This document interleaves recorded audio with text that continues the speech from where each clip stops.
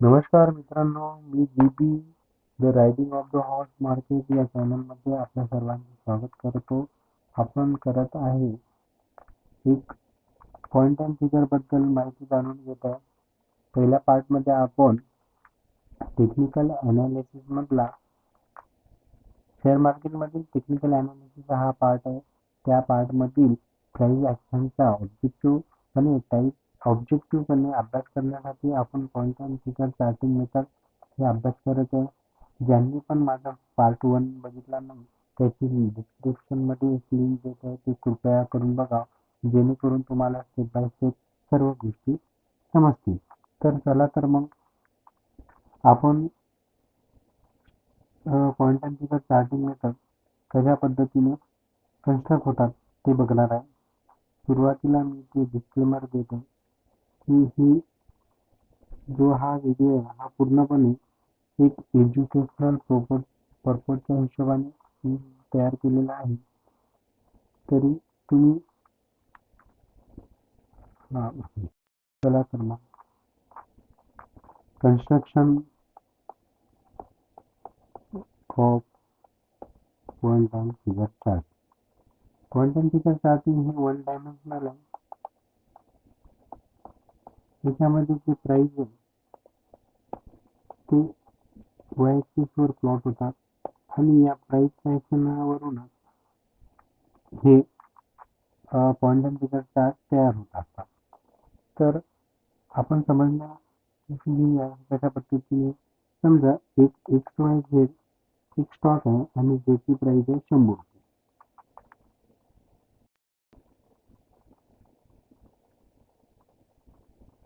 XYZ आहे ज्याची price आहे 100 रुपये. आपण समजा आपण एक क्रायटेरिया धरू की जेव्हा XYZ च्या प्राइसमध्ये 5 पॉईंटची मुवमेंट झाली तर आपण हे 5 पॉईंट 100 रुपीजमध्ये ॲड करून अशा पद्धतीने लिहिणार आहोत. 100 रुपये जे XYZ ची प्राइस आहे त्याच्यामध्ये 5 पॉईंटची मुवमेंट आली तर आपण इथे 105 असे लिहिणार आहे. परत 5 पॉईंटची मूव आली म्हणजे 105 प्लस 5 इक्वल टू 110. मग आपण इथे 110 लिहिणार आहे. हे व्हर्टिकल कॉलममध्ये आपल्याला लिहिण्याचे आहे. तर समजा आता प्राइसची मुवमेंट 111 झाली तरी आपण इथे काहीच 115 लिहिणार नाही, कारण की आपला क्रायटेरिया असा आहे जेव्हा पण प्राइस ही 5 पॉईंटनी वाढेल तर आपण इथे प्लॉट लिहिणार आहे, ती फिगर लिहिणार आहे. समजा प्राइस 115 झाली, 112 झाली, 113 झाली, परत 111 वर आली तरी आपण इथे काहीच करणार नाही. पण प्राइस 114 झाली तरी नाही, 114.99 झाली तरी आपण काही करणार नाही. तर 115 झाली तरच आपण इथे 115 असं लिहिणार आहे. म्हणजे आपला हा 5 पॉईंटचा प्राइस आणि एकदम या स्टॉकमध्ये समजा 10 पॉईंटची मुवमेंट झाली तर 105 प्लस 10 पॉईंट म्हणजे 125. तिथं आपण 125 लिहिणार नाही, आपल्याला 120 आणि 125 अशा पद्धतीनं आपण इथे प्लॉट करणार. 120 आणि 125. परत जर 5 पॉईंटनी जर प्राइस वाढली तरच आपण इथं 130 लिहिणार. पण स्टॉकची प्राइस कंटिन्यू वाढत नसते, ती कमी जास्त होत असते. पण जेव्हा प्राइस 130 होती आणि परत समजा ही प्राइस 125 झाली म्हणजे कमी झाली 5नी, आपला क्रायटेरिया असा आहे की 5नी वाढली तर आपण त्याच्यामध्ये ॲड करू आणि जर 5नी मायनस झाली तर त्याच्यामधून आपण मायनस करू. आता 130 मधून प्राइस आपली 5 पॉईंटनी कमी झाली. 130 मधून आता आपली 130 प्राइस होती, आता ती 5 पॉईंटनी कमी झाली म्हणजे -5 125. मग हे दुसऱ्या कॉलममध्ये आणि 120च्या समोर 125 होईल.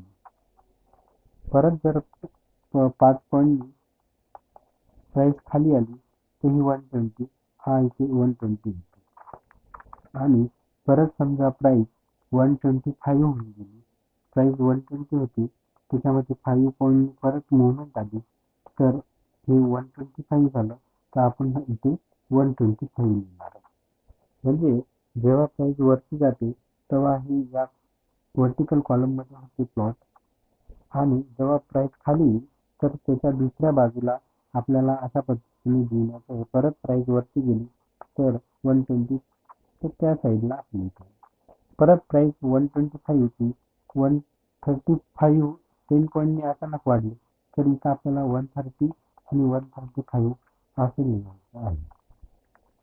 सुरुवातीला कम्प्युटर नव्हते, तर फॉरेन मधले ट्रेडर इन्व्हेस्टर अशा पद्धतीने टिकर टेकमध्ये प्राइस येत होत्या स्टॉकच्या, आणि ते या पद्धतीने ग्राफ घेऊन या पद्धतीने ते अशा पद्धतीने ते लिहित होते. पण कालांतराने फिगर लिहिणं खूप अवघड जात होतं, म्हणून त्यांनी असं ठरवलं की आपण एक पॉईंट देऊ, ज्याला आपण फिगर म्हणत होतो, ते फिगर लिहित होते ते किमतीचे. पण नंतर त्यांनी असं ठरवलं की बुवा फिगर देण्यापेक्षा आपण एक ठराविक त्यांना एक पॉईंट देऊ, आणि त्या पॉईंटचं त्यांनी अशा पद्धतीनं हे केलेलं आहे. जेव्हा समजा प्राइस 100 होती आणि 5 पॉईंटसाठी त्यांनी काय ठरवलं की आपण यांना एक्स असं देऊ. जेव्हा प्राइस 100 होती आणि 5 पॉईंटनं प्राइस वाढली तेव्हा त्यांनी एक्स प्लॉट केला. बरोबर. परत 5 पॉईंटनी प्राइस वाढली, 105 प्लस 5 ही पॉईंट वाढली तर 110, तर 110 हे लिहिण्यापेक्षा त्यांनी एक एक्स लिहित गेले. परत 110 मध्ये प्राइस 5 वाढली तर 150, तर 150 परत एक्स असा प्लॉट केला त्यांनी. त्याच्यामध्ये अचानक 10 पॉईंटची मुवमेंट आली, 160 प्लस 10 125. आपला क्रायटेरिया असा आहे 5 पॉईंटनी जर प्राइस वाढली तर आपण एक्स प्रिंट करू, आणि जर 10 पॉईंट झाले म्हणजे दोन एक्स आपल्याला प्रिंट करायला लागेल. 120 आणि 120 हे आणि हे.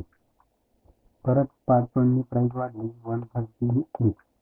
नंतर त्यांनी असं ठरवलं की एक प्लॉट करतो आपण जेव्हा प्राइस वरती जाईल, आणि जेव्हा प्राइस खाली येईल तेव्हा आपण त्याच्यामध्ये ओ असं पॉईंट देत जाऊ.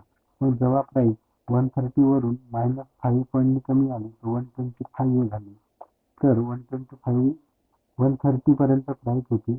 पण आपला क्रायटेरिया असा आहे की 5 पॉईंटनी जोपर्यंत प्राइस खाली येत नाही तोपर्यंत आपण त्या तिथे काहीच करायचं नाही. आता प्राइस 130 होती, नंतर 129 झाली, 128 झाली, 126 झाली, तरी आपण इथे काहीच केलं नाही. जेव्हा प्राइस 5 पॉईंट कमी झाली, 125 आली, तेव्हा आपण इथे ओ प्रिंट केला, म्हणजे ही 125 झाली. परत 125 मध्ये परत 5 पॉईंटनी प्राइस खाली गेली, 120, म्हणून तो ओ प्रिंट केला. परत 5 पॉईंटनी प्राइस खाली गेली तर 150 झाली, तर 150 तिथे ओ प्रिंट केला. बरोबर आहे. आणि परत समजा 115 ची पॉईंटनी 5 पॉईंटनी जर प्राइस वाढली तर ही झाली 120, म्हणून इथे 120च्या तिथे त्यांनी एक प्लॉट केला. परत 10 पॉईंटनी प्राइस वाढली, 120 प्लस 3 हे 130 होतात, म्हणून त्यांनी असे 2 फ्रेम केले. म्हणजे साऱ्या सोबत भाषेमध्ये समजा आपण हे बघायचं म्हटलं तर हे अशा पद्धतीने आपल्याला दिसून येईल.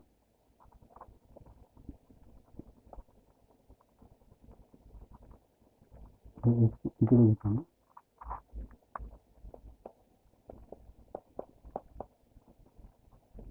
हे अशा पद्धतीने हे चार्टिंग होत असते. याला पहिले फिगर करत होते म्हणून, आणि नंतर पॉईंट देण्याची सुरुवात केली म्हणून याला म्हणतात पॉईंट अँड फिगर. हे तुम्हाला प्रत्यक्ष प्लॉट करायचे नाही, किंवा ही ऑटोमॅटिक एक सॉफ्टवेअर आहे, ते फ्री ऑफ कॉस्ट आहे, तुम्हाला वापरता येईल आणि चांगल्या पद्धतीनं हे प्राइस केलं.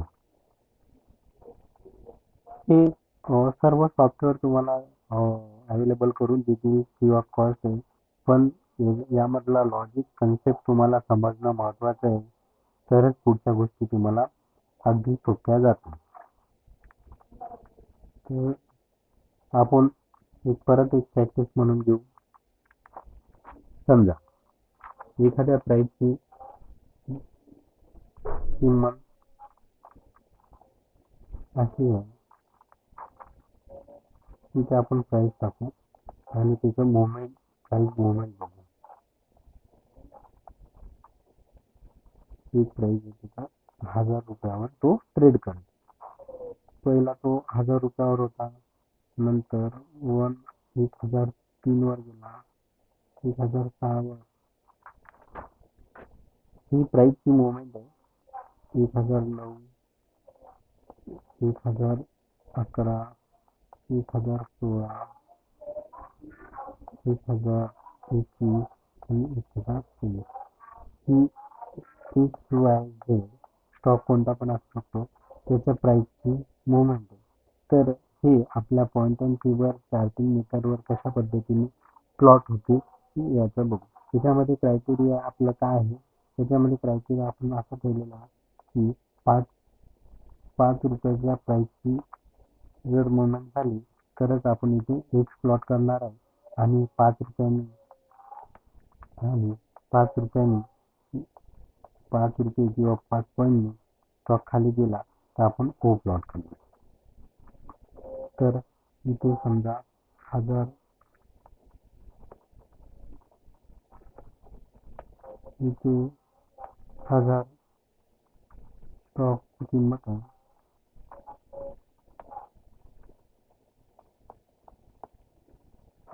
इथे एक आहे. आता बघा, प्राईस या स्टॉकचा पहिला 1000 रुपये प्राईस, नंतर 1003 झाला, 1003 झाला. पण आपला क्रायटेरिया असा आहे जोपर्यंत प्राईस 5 पॉईंटनी किंवा 5 रुपयांनी वाढत नाही तोपर्यंत आपण काहीच करणार नाही. मग मग इथे काहीच येणार नाही. मग आपण प्राईस 103 वरून 106 गेली. आपला क्रायटेरिया मीट झाला. जेव्हा प्राईस 1000 रुपयावरून 1005 वर जाते तर आता प्राईस 1006 आहे, म्हणून आपण इथं एक्सपेरिमेंट करणार आहे.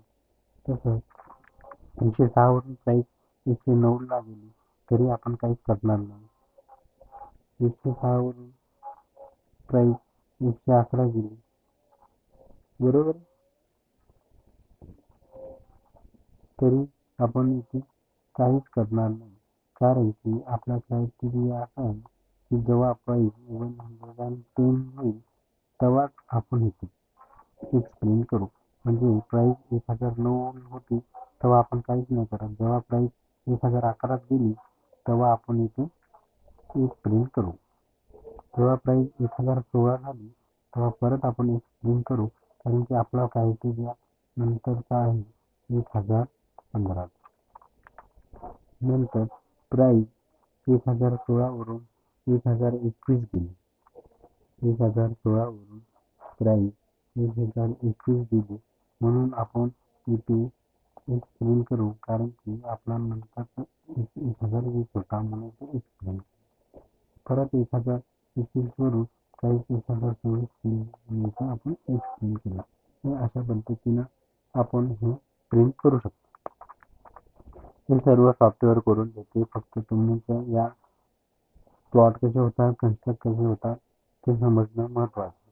आता आपण इथे क्रायटेरिया ठेवलेला आहे की बाबा 5 पॉईंटनी जर प्राईस खाली आली तर आपण ओ प्रिंट करणार आहे.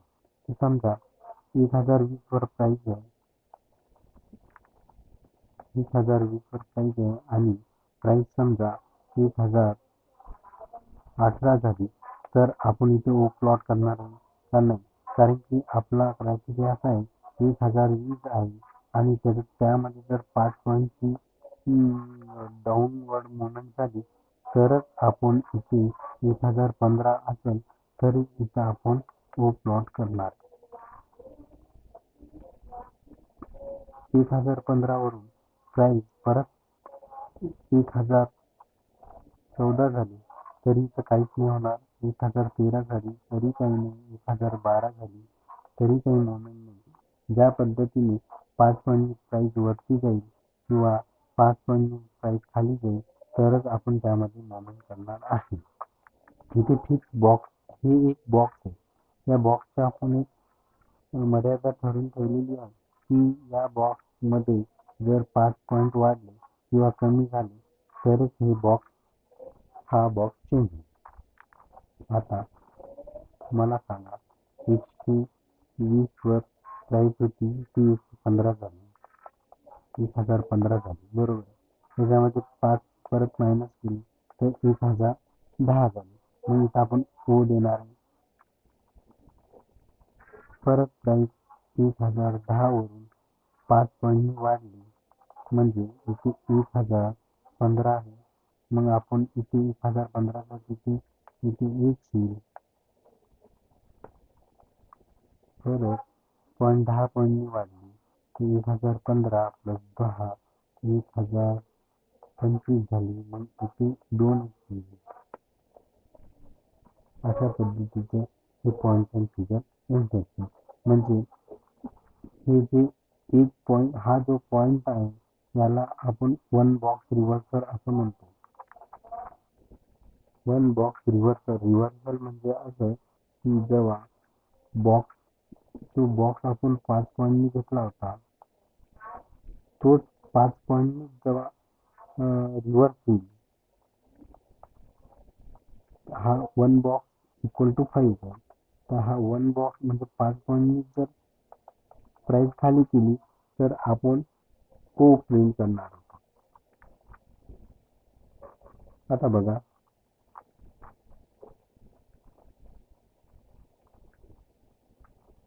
आपण असं केलं की 5 बॉक्स, वन बॉक्स किंवा 1 इक्वल टू 5 पॉईंट आणि रिव्हर्सलचा क्रायटेरिया आपण काय ठेवला, 5 पॉईंट पेक्षा 10 पॉईंट. म्हणजे जेव्हा प्राईस ही मुवमेंट होईल तेव्हा आपण 5 पॉईंट जर प्राईस वाढेल तर आपण 5 पॉईंट त्याच्यामध्ये ॲड करू आणि या वाढणाऱ्या किमतीला जर परत जर रिटर्न फिरायची असेल तर त्याला कंडिशन दिली की आम्हाला 2 बॉक्स पाहिजे, 2 बॉक्स, एक बॉक्स इक्वल टू किती आहे, 5 पॉईंट, बरोबर. आणि 2 बॉक्स म्हणजे किती, 10 पॉईंट. म्हणजे जेव्हा याला रिव्हर्स यायचं असेल तर कमीत कमी किती पॉईंट लागणार आहे खाली जायला, तर 10 पॉईंट. आलं लक्षात. तर आता परत आपण बघू,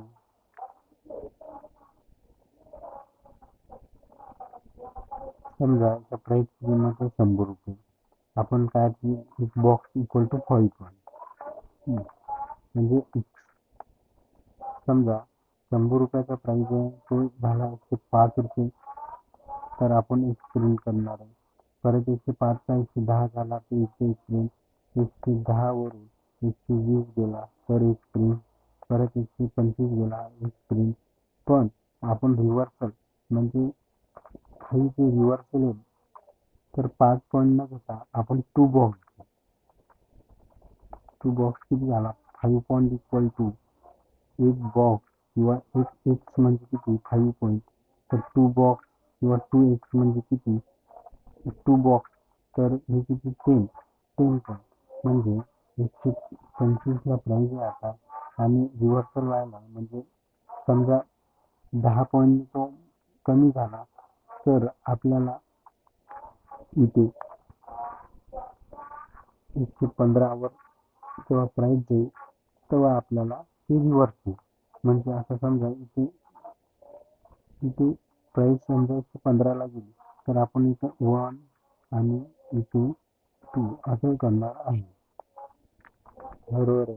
म्हणजे आपण काहीतरी असा ठरवला की बा जेव्हा प्राईस वरती जाते तेव्हा 5 पॉईंट जाईल आणि जेव्हा हे रिव्हर्स होईल, प्राईस खाली येईल तर ही 10 पॉईंट खाली, म्हणजे 2 बॉक्स आपण रिव्हर्सल करू. परत समजा आता प्राईस 115 वर आहे आपला रिव्हर्सलचा क्रायटेरिया असा आहे की 10 पॉईंटला प्राइस वरती गेली, 10 पॉईंट रिव्हर्सलसाठी 10 पॉईंट आणि कंटिन्युएशनसाठी 5 पॉईंट. आता 115 मध्ये परत समजा प्राइस वाढली आणि 10 पॉईंटनी वाढली तर 125. मग आपण इथे एक्स करणार आहे आणि इथे एक्स करणार आहे, कारण की आपला क्रायटेरिया रिव्हर्सलमध्ये 2 बॉक्स रिव्हर्सल आहे आणि 1 बॉक्स ही कंटिन्युएशन आहे. याला म्हणतात कंटिन्युएशन. जशी जशी प्राइस जाते त्याची कंटिन्युएशन. आणि जेव्हा प्राइस रिव्हर्स होते तेव्हा 2 बॉक्स रिव्हर्सल असं म्हणतात. आपण 2 बॉक्सच्या ऐवजी एक 3 बॉक्स रिव्हर्सल पण घेऊ शकतो. 3 बॉक्स रिव्हर्सल म्हणजे जेव्हा आपल्याला एका बॉक्ससाठी 5 पॉईंट कमी जास्त करावं लागत होते, तेव्हा आणि 2 बॉक्ससाठी 10 पॉईंट करावं लागत होते, तर 3 बॉक्ससाठी आपल्याला किती पॉईंट लागतील? 15 पॉईंट. आता समजा प्राइस इथं 100 होती, 100ची 105 झाली. आपण 5 पॉईंट एक बॉक्ससाठी 5 पॉईंट घेतले, बरोबर. आणि रिव्हर्सलसाठी 3 बॉक्ससाठी 15 पॉईंट लागतात. म्हणजे आता प्राइस समजा 125 वर आहे, आणि याला जर रिव्हर्सल करण्यासाठी 125 मायनस 3 बॉक्स रिव्हर्सल म्हणजे 5 into 3 to 15 पॉईंट. 15 पॉईंट जेव्हा मार्केट खाली जाईल तेव्हाच इथे प्रिंट होतील आणि ते पण 3 वेळा. बघा, 125 प्राइस होती, मग आपण इथे प्रिंट करणार आहे कारण की प्राइस खाली गेली म्हणजे 1, 2 आणि 3, बरोबर. हे चांगल्या प्रकारे दाखवलं तुम्हाला.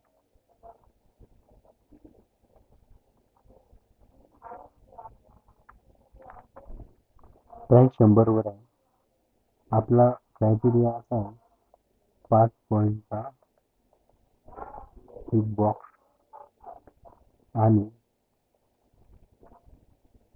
3 बॉक्स किती होतात मग 15 पॉईंट. हा झाला 3 बॉक्स आहे रिव्हर्सल.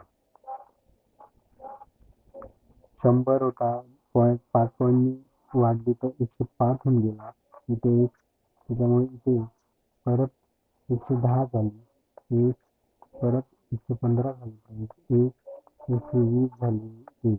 आता 120ला समजा प्राइस 120 वरून प्राइस जर 15 पॉईंटनी खाली आली, 15 पॉईंटनी खाली आली तर प्राइस म्हणजे समजा 105 वर आली तर आपण 3 प्रिंट करणार, कारण की 105 वर 3 बॉक्स रिव्हर्सल. बघा, हे एक 5 पॉईंट आहे, त्यामध्ये हा एक 5 पॉईंट आहे आणि हा एक 5 पॉईंट आहे.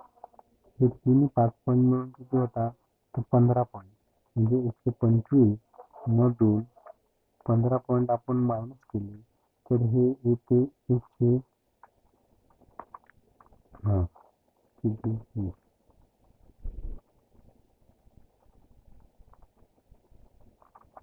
125 मधून आपण 15 मायनस केले तर 110 वर येते.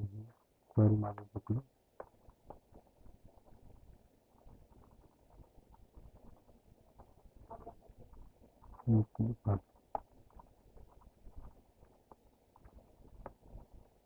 बरं.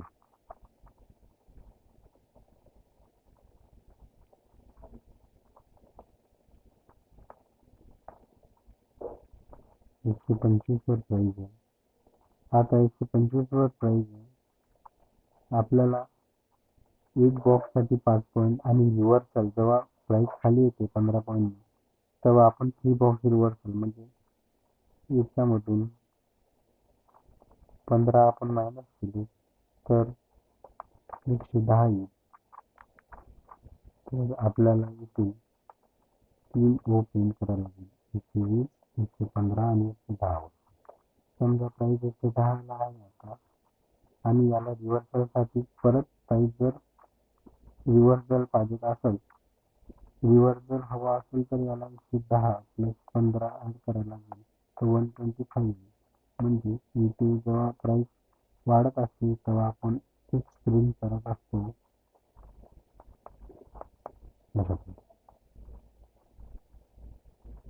हे सर्व सॉफ्टवेअर तुम्हाला कळून देईल त्याच्याबद्दल काळजी नका. त्याच्या पुढच्या भागात आपण अजून शिकू. चॅनल आवडला असेल तर लाईक करा, सबस्क्राईब करा.